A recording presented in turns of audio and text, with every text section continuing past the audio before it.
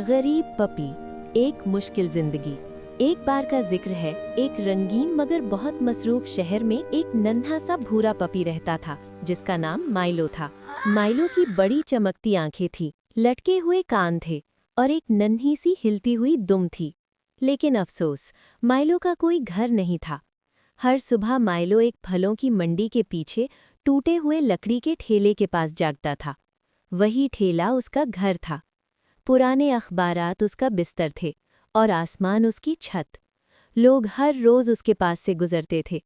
कुछ लोग हंसते और बातें करते थे, कुछ लोग बहुत जल्दी में होते थे और कुछ लोग तो नीचे देखते भी नहीं थे।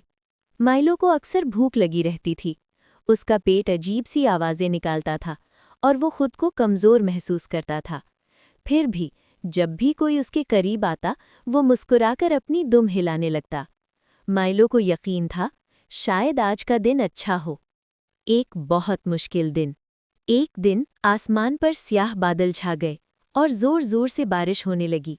माइलो ने छुपने की कोशिश की, मगर पानी हर तरफ फैल गया। उसकी खाल गीली हो गई और वो कांपने लगा। वो एक बंद दुकान के कोने में जाकर बैठ गया, मगर वहां बहुत ठंड और तन्हाई थी। माइलो सिमट कर बैठ गया और आहिस्ता से खुद से बोला, मुझे बस थोड़ी सी गर्मी और थोड़ा सा प्यार चाहिए। उस रात माइलो ने ख्वाब देखा, एक गरम घर, खाने का एक प्याला और कोई उसे प्यार से उसका नाम लेकर बुला रहा है। मसला और बढ़ गया। अगली सुबह माइलो खाने की तलाश में निकला।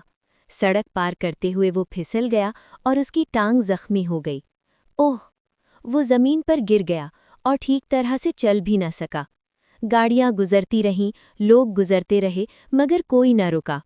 माइलो डर गया, उसकी आंखों से आंसू बहने लगे। उसने सोचा, क्या मैं इस बड़ी दुनिया में बिल्कुल अकेला हूँ? मेहरबानी का एक छोटा सा अमल। उसी वक्त एक नन्ही बच्ची, जिसका नाम आन्या था, स्कूल बैग के साथ वहां से गुजर रही थी। उसने माइलो को जख्मी टांग के साथ खामोश बैठे देखा। वो रुक गई, वो झुकी और वो मुस्कुरा दी। ओ नहीं, बेचारा पपी, उसने नरमी से कहा। आन्या ने अपनी पानी की बोतल निकाली और आहिस्ता से माइलो को पानी पिलाया। फिर उसने अपना लंच सैंडविच उसके साथ बांट लिया। माइलो आहिस्ता आहिस्ता खाने लगा और खुशी से अपनी दुम हिलाने लगा। आन्या घर भागी और अपनी माँ को ले आई। दोनों ने माइलो के जख्म को साफ किया और एहतियात से पट्टी बांध दी। अब सब ठीक है आन्या, आन्या ने कहा, तुम महफूज हो। नई जिंदगी की शुरुआत। आन्या के खानदान ने फैसला किया कि वो माइलो को अपने घर ले जाएंगे। उन्होंने उसे नहलाया, एक नर्म बिस्तर दिया और खाने से भरा हुआ एक प्याला दिया। माइलो को यकीन ही नहीं आ रहा था। उस रात माइलो ने अपनी जिंदगी में पहली बार सुकून की नींद सोई।